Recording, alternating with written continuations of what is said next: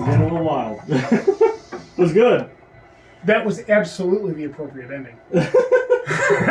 You know, that's, and in my experience, that's one of the toughest Is to end at the same time. yeah. Because everybody can be jamming, everybody can be doing their thing. No one ever agrees on when it stops. Right. So if you can agree on when it stops, to me, that's like half the battle. I agree.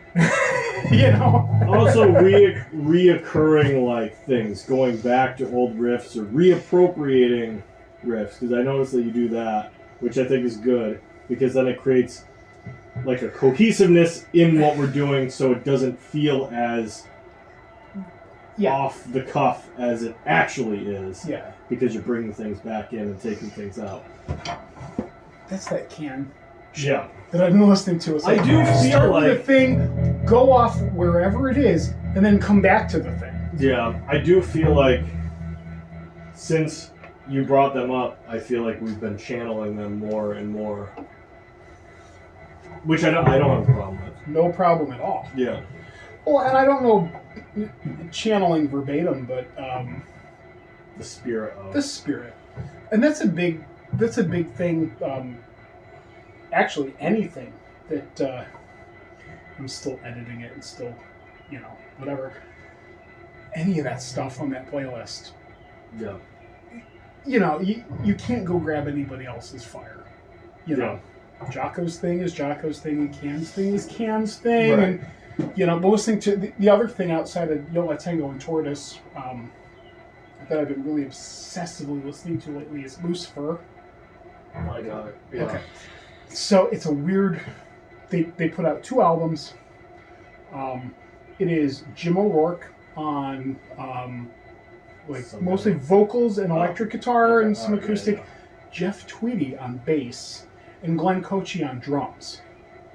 Jeff Tweedy sometimes on vocals, but not always. Mm-hmm. And it's really good. Yeah. I think that's kind of this weird little magic combination of like these 3 guys. I'll send you some of the stuff. Send me some highlights. That sounds really cool. It's nice to hear a guy who, in terms of Tweedy, you know, who's so much in the forefront of his own band, be like the auxiliary guy. Yeah. Playing bass, which I mean he did in Tupelo, but doing that again in a post-rock, you know, like jagged time signature scenario against a guy who really has chops like Jim O'Rourke. Yeah. Who's played, of course he does his own stuff and then Sonic Youth and all this. Right. So to have him be like the guy with that weird Wilco adjacent backing thing, it really brings some interesting results and stuff that, again, I've just obsessively been listening to. I've had their CDs for years and years, and for whatever reason, it just kind of came back up in my listening. Have you listened to Jim's solo stuff before? Some of it, yeah. It's pretty fucking cool. Oh, yeah. It's super varied, also. Yeah. Yeah. I've got some of his stuff. I'm not sure about all of it, but... You ever get into... Have you ever heard of a band called Caliphone? Yes. Okay. I fucking love Caliphone. Heard of. Okay. And heard some of, but not well versed in.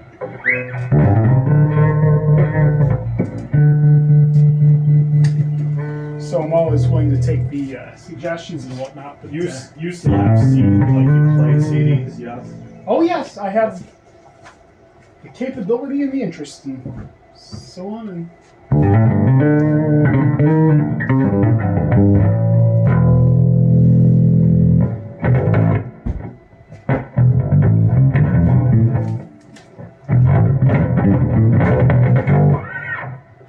I not have it here?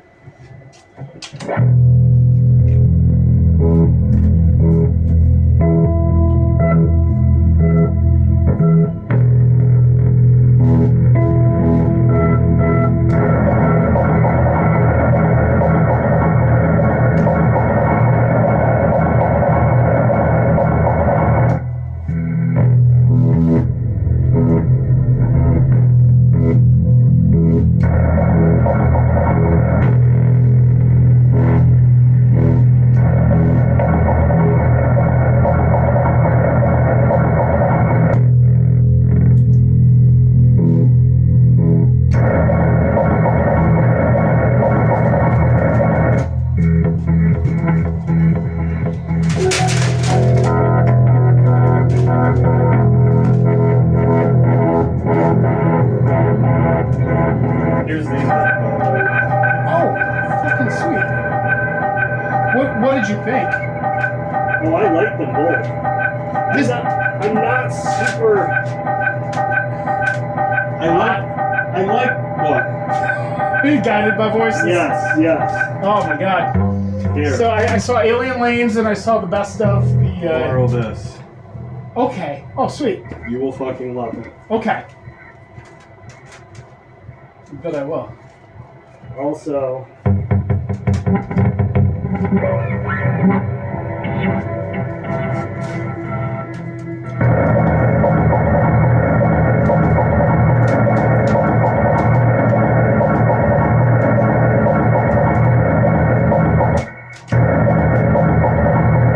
These are yours to keep.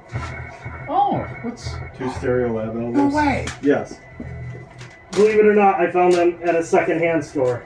Oh my god. Well, yeah, every now and again. And I like Stereo Lab, but I know you like Stereo Lab more than I do. So yeah, that's a fair assumption. Dots and loops is still one of my favorite things. I've got the so I did pick up the vinyl, and it's got a whole second record of just outtakes and whatever, and just super.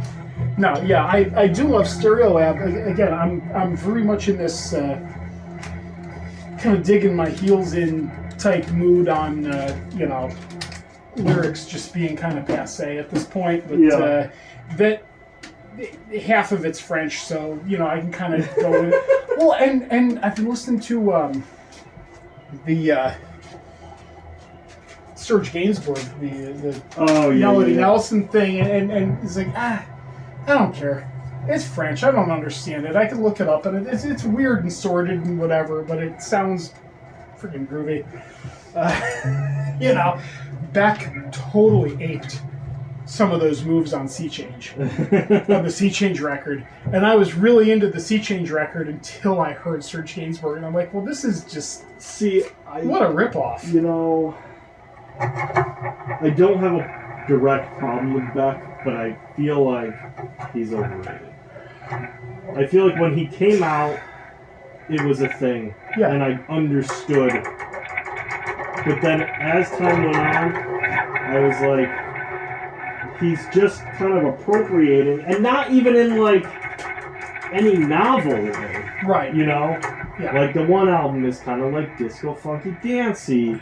Midnight Vultures, right? Midnight Vultures, which I love. Right, yes, but it's good. I will never probably ever know or decide or figure out if it's the perfect party album or if it's the perfect parody of a party album. Right. And I can't decide between those two notions what this fucking thing is. Yeah.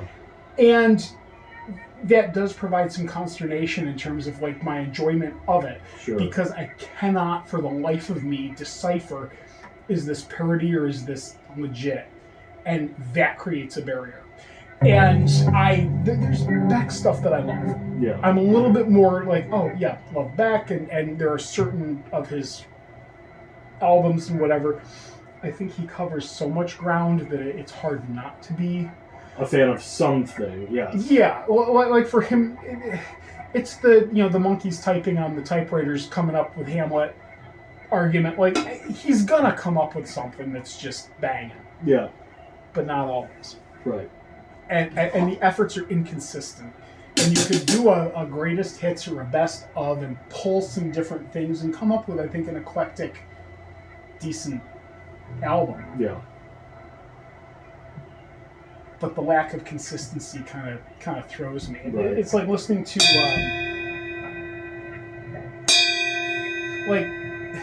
it's like listening to Malcolmus do Can. It's like, oh, Beck would have tried this and fucked it up. Yeah. You know.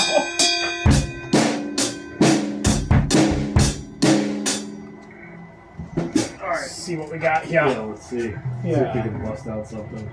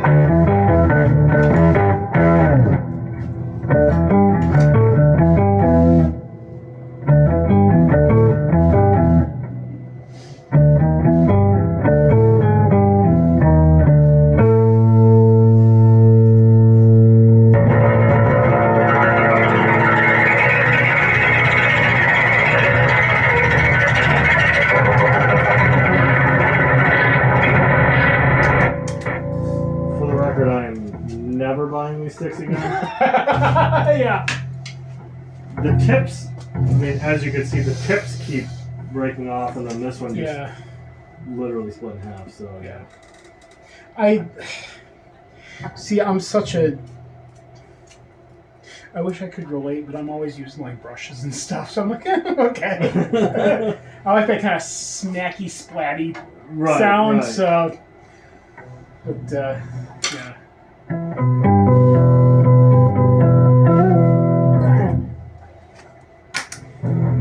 What time are we at? Are we late? Let's see. We're in the 8s. Yeah, we're definitely like. We're in the 8:38. 8:38. One more maybe? Yeah, I think that's probably good.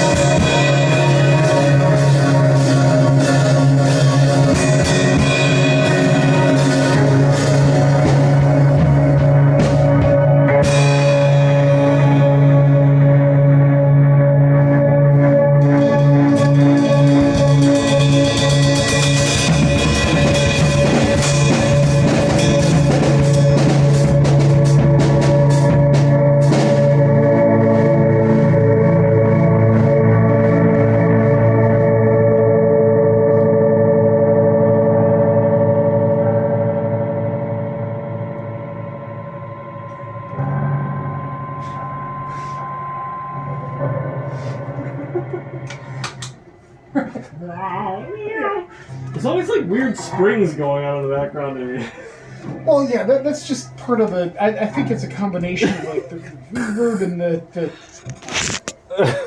shimmer delay, and the fact that this needs very minimal